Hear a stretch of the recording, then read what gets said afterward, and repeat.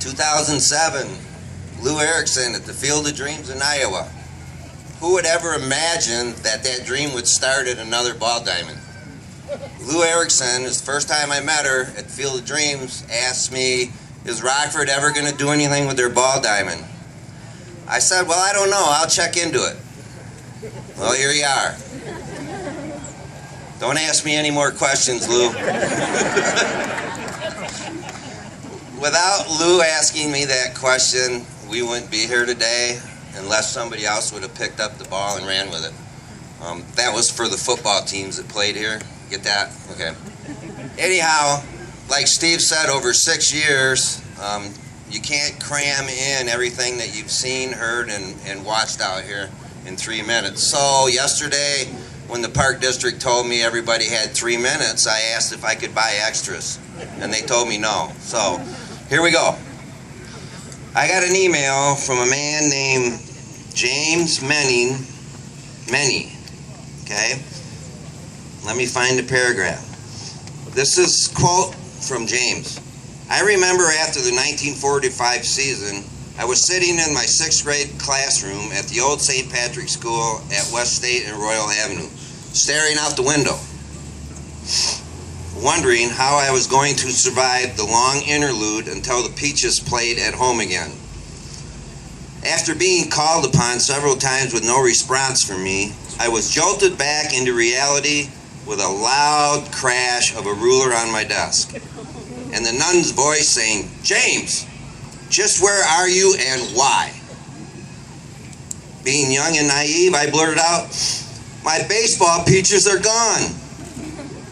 My punishment for being naive and truthful resulted in having to write, I will pay attention to class and leave the peaches on 15th Avenue 15 times.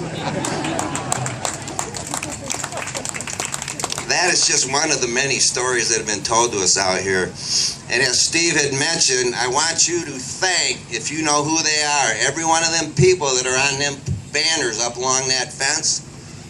When you mentioned the word peaches to them and volunteer, there was no separation between any of them. It was, what do you need and how can I help? Every one of them. In 6 years, I only had one person tell me no, of everybody I asked. That goes to tell you how much weight the Rockford Peaches name carries in this town, this country, and the world. Recently, we had a lady here from United Kingdom who had Beyer Stadium on her peaches list, or on her bucket list to visit it. She was here this summer.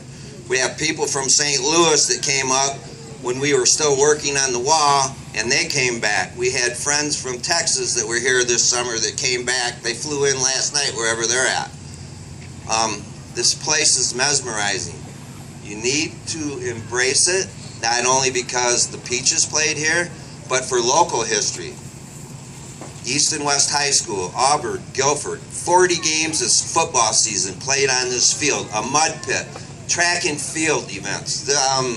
That brown, or that blacktop pad over here, that was the high jump pit over there, or the running pit, right? High jump. Over there was the pole vault pit.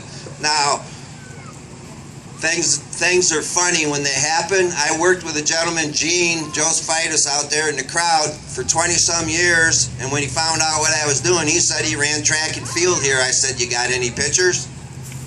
And he is now up on one of them information boards. Or my friend Chuck Carlson, who him and I were at an auction, and we stopped at a antique store on the way back. And he told me, or I had just found about this team, Rockford Rocks, and they were the farm team for the Cincinnati Reds that played over here where the Beyer School is at now. I found a 1945 Rockford Rocks baseball schedule in that antique store, and I bought it.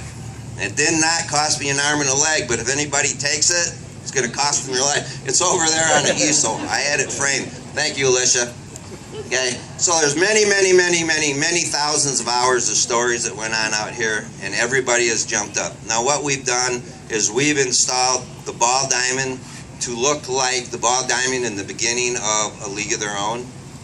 Okay, And that's what we want. We want everybody that comes here to go back into the past and remember the simpler times and go out with their glove hanging off their handlebar on their bicycle and play baseball and enjoy this park. Am I done? Did I go past my limit?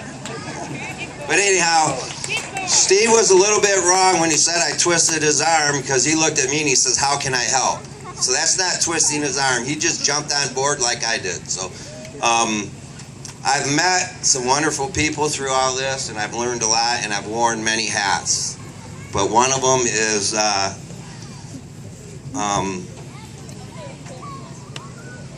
one where I have to appreciate what everybody does for us. And Steve's already acknowledged that. So all I want to tell you what Steve and I did is all we did was put a frame around this park. So now you can see what it looks like. Thank you.